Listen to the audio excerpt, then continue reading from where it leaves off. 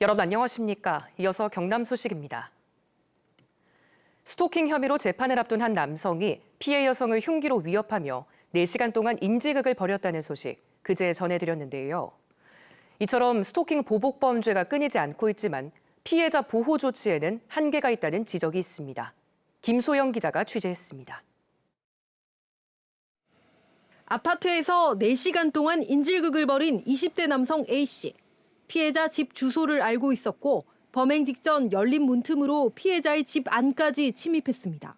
때리기 벌어간 잠시 사이 집 안에 들어갔다가 엘리베이터 소리가 나니까 집 안에서 나오면서 이해를 바로 한 거죠. 피해자가 A씨를 스토킹 혐의로 고소한 건 지난해 9월. 법원은 A씨에게 100m 이내 접근 금지 등 잠정 조치 명령을 내렸지만 기간은 2달에 불과했습니다. 스마트워치는 피해자가 원치 않아 지급되지 않았고 112 시스템 등록 안전조치도 한 달 만에 해제됐습니다. 스마트워치나 안전조치는 피해자 동의가 있으면 연장할 수 있지만 이를 요구하는 피해자는 많지 않습니다. 실효성이 크지 않다고 보는 겁니다. 스마트워치를 하고 있어도 그 순간 몇 초 사이에 일어나는 걸 눌렸을 때 경찰이 바로 출동할 수는 없는 거라 실효성이 있을까 고민도 굉장히 많이 하거든요. 이 때문에 선제적으로 스토킹 가해자의 접근을 차단할 위치정보 알림 시스템이 다음 달부터 새로 도입됩니다. 가해자에게 전자발찌를 채운 뒤 피해자에게 접근하면 피해자에게 이 위치 정보를 문자로 전송하는 방식입니다. 서울 신당역 사건, 서울 노원구 세모녀 사건 등 잇따르는 스토킹 강력 사건에 대응하기 위해서입니다.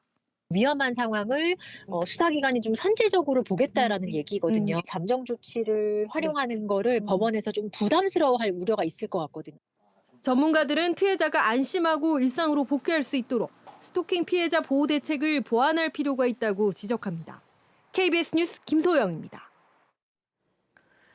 내년 4월에 치러지는 22대 국회의원 선거. 어제부터 예비 후보자 등록과 함께 총선 경쟁도 본격 시작됐는데요. 내년 총선에서 경남 도민들의 민심은 어떤 선택을 하게 될까요? 먼저 손원혁 기자가 보도합니다. 내년 총선 120일을 앞두고 시작된 국회의원 예비후보 등록 신청. 민심을 대변하겠다는 출사표가 곳곳에서 이어졌습니다. 예비후보자는 선거사무소를 설치하고 명함배부 등을 통한 선거운동과 정치자금 모금을 할 수 있습니다. 내년 국회의원 선거를 바라보는 지역 민심은 어떨까? 유권자들은 지방 소멸의 위기 속에 민생 정치에 대한 요구, 변화에 대한 요구가 컸습니다. 거기 데려와서 고개 토아리고 표받기 위해서 그런 마음을 갖고 국회에 가서 일을 하셔야 되는데 그런 분들이 별로 없어요. 또 극한의 대결 정치, 정치 불신을 씻어줄 선거가 되길 희망했습니다. 젊은 분들이 좀 이 새로운 좀 나오시면 이제 쉽게 해서 한 50대 좀 바뀌시면 싶은 생각이 좀 있어요. 아직 선거구가 최종 확정되지 않았지만 경남 국회의원 의석수는 지금과 같은 16석이 유력합니다. 내년 총선에서는 보수 강세로 분류됐던 경남에서도 국정 운영에 힘을 싣자는 정권 안정론과 견제가 필요하다는 정권 심판론, 양당 구도를 깨뜨리자는 정치 개혁론이 유권자의 선택을 받게 될 전망입니다. 여기다 신당 창당과 비례대표제 개편 등이 결과의 변수가 될 것으로 보입니다. 기성정치인에 대해서 굉장히 지금 불만을 갖고 있다는 소리이기 때문에 무당파층이라든지 중도층은 어디로 움직일지 모른다. 후보자 등록 기간인 내년 3월 21일, 22일이 되면 지역구별 선거 출마자가 최종 확정됩니다. 사전투표는 내년 4월 5일부터 이틀 동안, 본투표와 개표는 4월 10일입니다. KBS 뉴스 손원영입니다. 내년 총선에서 최대 관심사는 경남 여야가 어떤 성적을 받을지입니다. 국민의힘은 압승을 장담하고 있지만 지지율 정체 상태가 고민이고 더불어민주당은 최소 5석이 목표지만 반등의 계기가 없어 여야 모두 쉽지 않은 상황입니다. 계속해서 천연수 기자가 보도합니다. 21대 국회의원 선거에서 경남 16석 가운데 국민의힘은 13석, 더불어민주당은 3석을 가져갔습니다. 국민의힘은 경남 정치 1번지 창원 성산을 진보 진영으로부터 탈환하는 성과도 냈습니다. 국민의힘은 내년 총선에서 경남 16석을 모두 석권한다는 전략입니다. 하지만 전국적으로 당 지지도가 오르지 않고 정체 상태인 점이 부담입니다. 국민의힘은 지난 총선에서 13석 중 5석을 새 인물로 당선시켰기 때문에 참신한 후보를 발굴하는 공천이 이번에도 가장 큰 관심입니다. 젊은 층과 여성에게 새로운 기대를 줄 수 있는 인물을 후보군으로 발탁할 수 있는 또 지역민의 예망을 받들 수 있는 공천 과정이 이루어질 것으로 기대합니다. 더불어민주당은 현재 양산을과 김해갑, 김해을 3석에 더해 양산갑, 거제, 창원, 성산 등 전략 지역에서 최소 5석이 목표입니다. 하지만 당대표의 사법 리스크에 경남 최대 현안인 우주항공청 특별법에 발목을 잡았다는 비판이 부담입니다. 민주당은 우주항공청 설립에 수차례 찬성을 표명했다고 해명하며 민생 살리기로 경남 표심을 공략한다는 계획입니다. 본질은 여야가 협치가 안 되니까 결과가 이렇게 된 건데 마침 야당인 민주당이 반대해서 안 된 것처럼 계속 정치의 공세를 해서 그 점 좀 안타깝고요. 또 거대 양당의 틈 사이에서 경남의 진보 진영이 국회 진출에 새 발판을 만들지도 내년 총선의 관심사입니다. KBS 뉴스 천연수입니다.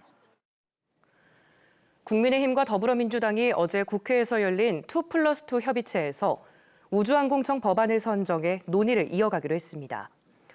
여야 2+2 협의체에서 국민의힘은 신속 처리 10개 법안 가운데 3번째 안건으로 우주항공청 특별법을 제시했습니다.